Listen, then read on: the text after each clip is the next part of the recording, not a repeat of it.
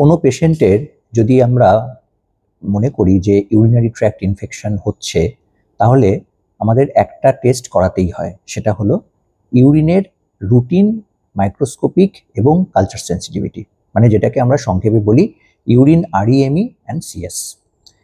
পেশেন্টের ক্ষেত্রে আমরা অবশ্যই কয়েকটা জিনিস মেনটেন করতে বলি। তার মধ্যে হচ্ছে, যদি পেশেন্ট খুব সিক না হয় বা ক্যাথেটারাইজড না হয়, তাহলে সকালবেলার প্রথম যে ইউরিন, সেই ইউরিনের মিড স্ট্রিম মানে খানিকটা পাস করার পরের ইউরিনটা কালেকশন করতে হবে, এবং সেটা একটা স্টেরাইল কন্টেনারে, বাড়ির কন্টেনারে নয়। স্টেরাইল কন্টেনারটা কোনো একটা ল্যাব যেখানে উনি করাবেন সেখান থেকে উনি কালেক্ট করতে পারেন, সেটাই হচ্ছে বেস্ট।